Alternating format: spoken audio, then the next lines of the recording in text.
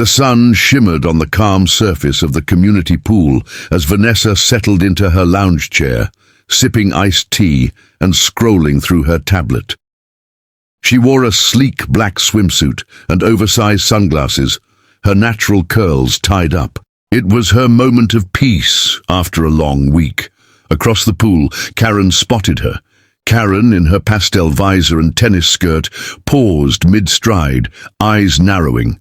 She walked slowly around the edge of the pool, pretending to check her phone, but her focus never left Vanessa. After a few minutes of pacing, she marched straight toward her. "Excuse me," Karen said, her voice sharp. Vanessa looked up, unfazed. "Hi," she replied coolly. Karen crossed her arms. "Are you staying here with someone? This pool is for residents only. Guests need to be accompanied." Vanessa raised an eyebrow. "Is that so?" she said evenly. Karen didn't flinch. "I just think it's suspicious. We've had issues before. I'll have to call security if you can't prove you're allowed here."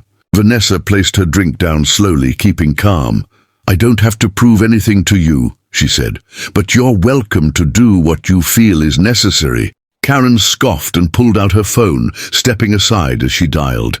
"Yes, I'd like to report a trespasser at the pool. She doesn't live here and refuses to leave." Vanessa simply leaned back in her chair, watching the sky, her expression unreadable.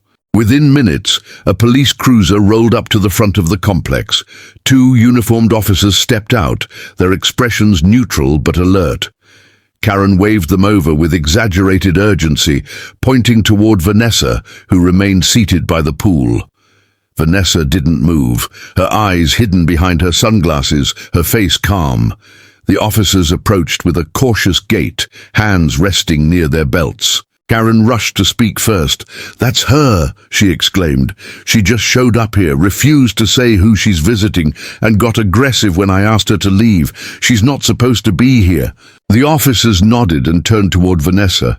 One of them stepped forward. "Ma'am, may we speak with you for a moment?" Vanessa sat up slowly, removed her sunglasses and looked at them directly. "Sure. What's the issue?" "We received a call about a possible trespasser," the officer said. "Can you tell us if you live here or if you're visiting someone?" Vanessa didn't flinch. She reached calmly into her bag and pulled out a slim leather folder. "Actually, I can do better than that," she said. "Here are the property ownership documents. I'm not just here legally. I own the entire complex." The officers looked at the papers, visibly taken aback as they read the name and title printed clearly. Vanessa Harper, Managing Director, Harper Properties LLC. The second officer looked toward Karen, who was now visibly uneasy, her confident stance faltering. Vanessa folded her arms. "Next time, maybe ask before assuming." The officers stood quietly, still holding the documents Vanessa had handed over. They scanned each page carefully, their expressions shifting from suspicion to surprise. The bold heading clearly displayed Harper Properties LLC. Beneath it, Vanessa Harper, owner and managing director. There were signatures, seals, official stamps. Everything was in order. Karen took a few uneasy steps closer, trying to peek at the papers. "What is that?" she asked, her voice losing its edge. Vanessa didn't look at her. "Property ownership documents," she replied, her tone calm but edged with authority. "I purchased this entire complex last year. I manage it. I maintain it. That pool you thought I didn't belong in? It's part of what I own." One of the officers looked at Karen.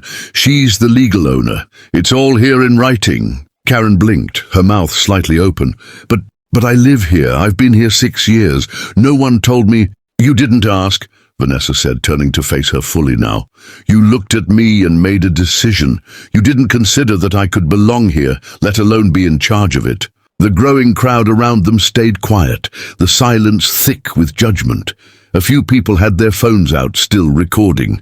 Others just stared, unsure what to say. Karen's hands dropped to her sides. "I really didn't mean any harm." "You meant control," Vanessa interrupted. "You meant to remind me that people like me don't usually sit poolside in places like this unless we're working. But I don't answer to your expectations. I answer to the title deed." Karen looked down, no words left. One of the neighbors behind her let out a quiet "wow." Vanessa stepped forward, took her documents back from the officer, and placed them in her bag with care. "Now, unless there's anything else," she said, glancing briefly at the officers. They both shook their heads. "You're good, ma'am," one of them said. "Sorry again for the trouble." Vanessa nodded, turning away slowly, her presence commanding. The moment didn't need any more explanation. The truth had already spoken louder than anything Karen or the officers could say. The air around the pool felt heavier now. A few neighbors had come out onto their balconies or walked closer, curious about the commotion. Karen stood frozen, arms still crossed, but her confidence drained. The officers took a step back, exchanging glances that said more than words could. One of them gave Vanessa a small nod. "Ma'am, everything checks out. Sorry for the inconvenience." Vanessa returned the nod without a smile. "Thank you. You were just doing your job." Karen opened her mouth, then closed it again. Her cheeks were flushed and her posture had shrunk. She turned to the officers, desperate. "I didn't know. I thought she was—" Vanessa cut in sharply but calmly. "You thought I didn't belong. You assumed I was a threat just because I was sitting here, minding my business." A teenager nearby whispered to his friend, "She owns the whole place?" Someone else muttered, "Wow, Karen messed up." Phones were still recording. The moment was alive, growing beyond just those present. Karen's eyes darted around, realizing she was now the center of attention, not as a concerned resident, but as the person who wrongly called the police on the owner of the community. She looked back at Vanessa. I apologize. I didn't mean to—" "You didn't mean to get caught," Vanessa replied. "You meant to intimidate me, to put me in my place. But the place I'm in—" She paused and gestured to the buildings surrounding them. "Belongs to me." Karen's lips trembled. She looked at the officers, then at the onlookers, and finally at Vanessa. "I'll go," she whispered. Vanessa didn't stop her. She simply watched as Karen walked away, her steps slower, her back a little hunched. The crowd remained silent, the moment settling in like the end of a storm. Later that evening, the golden hour sun cast a warm glow over the complex courtyard. A few neighbors gathered by the pool, still murmuring about the earlier incident. Vanessa stood near one of the round tables, speaking calmly to a small group that had formed around her. She wore a casual dress now, hair down, her energy composed but firm. "I didn't plan for any of that to happen today," she said, looking around at the familiar faces. "But I'm also not surprised. It's happened before, in different ways, in different places. But this time I had the power to push back." Someone nodded. Another neighbor stepped forward. "We had no idea you owned this place. You've been so quiet, so low-key." Vanessa smiled faintly. "Ownership doesn't always look like what people expect. I bought this property because I believe in community. I believe in safe spaces. For everyone." A woman from the third floor spoke up. "I'm really sorry about what happened. That wasn't right. You handled it with grace." Vanessa looked at her. "Thank you. But it's not just about me. It's about what we allow. It's about who we protect. We can't build real community if we keep letting fear or ignorance drive how we treat each other." She paused, letting her words sink in. A breeze moved through the palm trees lining the courtyard. "I worked hard for years. Late nights, bad deals, banks saying no, but I kept going, and now I own this space.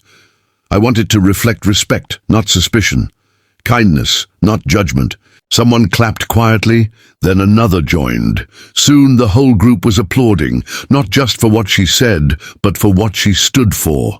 Vanessa glanced toward the pool again, calm and clear now, then turned back to the people before her. "Let's do better. All of us.